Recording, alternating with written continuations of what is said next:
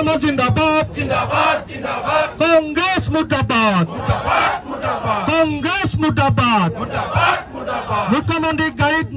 আক্রমণ চলো কংগ্রেস কর্মী হাই হাই হাই হাই হাই হাই মুখ্যমন্ত্রী গাড়ির আক্রমণ চলো কংগ্রেস কর্মী মুর্দাবাদ মুর্দাবাদ মুর্দাবাদ মুর্দাবাদ কংগ্রেসের নীতি শিক্ষা শিকিবলৈ আৰম্ভ কৰক জনাইছো কংগ্ৰেছীসকলে ইমান নিৰুৎসাহ হোৱাৰ কি প্ৰয়োজন তেখেতলোকে নিজৰ শক্তি বৃদ্ধি কৰক 2026 চনৰ বিধানসভা নিৰ্বাচন আহি আছে জনতা কাৰ পক্ষত থাকে কিন্তু আপোনালোকে তাকে নকৰি পেলাই প্ৰতিশোধমূলকভাৱে হিংসাত্মক যি পদক্ষেপ লৈছে অসমৰ মাননীয় মুখ্যমন্ত্ৰী ডাঙৰীয়াৰ ওপৰত যি আক্ৰমণাত্মক আপোনালোকে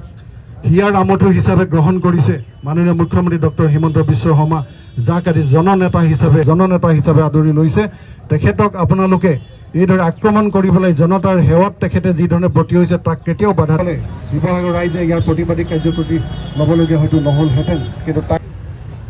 সতীৰ্থসকল মণ্ডল যুৱ মৰ্চাৰ আপোনালোকে জানে যোৱাকালি গোলাঘাটত সেই সময়ত কংগ্ৰেছী কৰ্মীসকলে মাননীয় মুখ্যমন্ত্ৰী ডাঙৰীয়াক বিৰোধিতা কৰে যাৰ ফলত তেওঁলোকৰ কাৰ্যালয়ৰ পৰা পানী বটল দলিওৱা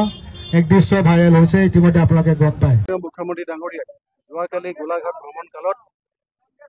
কংগ্ৰেছ কৰ্মীসকলে তেখেতৰ ওপৰত যে হিংসাত্মক আক্ৰমণ আৰম্ভ কৰিলে আমি আজি ঐতিহাসিক শিৱসাগৰ জিলাৰ এই দলমুখ চাৰিআলিৰ পৰাই এই হিংসাত্মক ঘটনাক তীব্ৰভাৱে নিন্দা জনাইছোঁ ধিক্কাৰ জনাইছোঁ গৰিহণা দিছোঁ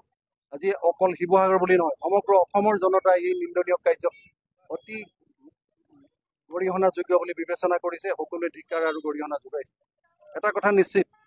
যে ৰাজনৈতিক ক্ষেত্ৰত যি গণতান্ত্ৰিক ব্যৱস্থা আছে সেই গণতান্ত্ৰিক ব্যৱস্থাৰে তেখেতলোকে আন্দোলন কৰক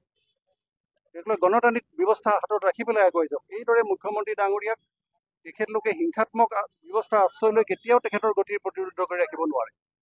আজি মাননীয় মুখ্যমন্ত্ৰী ডাঙৰীয়াই অসমবাসীৰ আশীৰ্বাদ হিৰত লৈ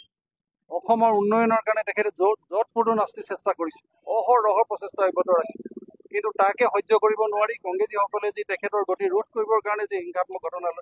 পদক্ষেপ লৈছে ই সঁচাকৈ গৰিহণাৰ যোগ্য আমি গৰিহণা যোগাইছোঁ এটা কথা নিশ্চিত যেতিয়া হাতীয়ে আগুৱাই গৈ থাকে কুকুৰে পিছফালৰ পৰা ভুকেই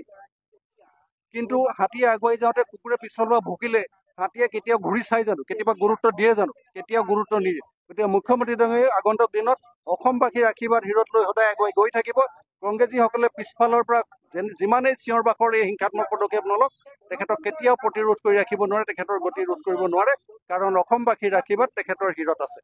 গতিকে আমি এই কংগ্ৰেছীসকলৰ এই যি নিন্দনীয় কাৰ্য তাক আমি তীব্ৰ ভাষাৰে গৰিহণা দিছোঁ আৰু ধিক্কাৰ জনাইছোঁ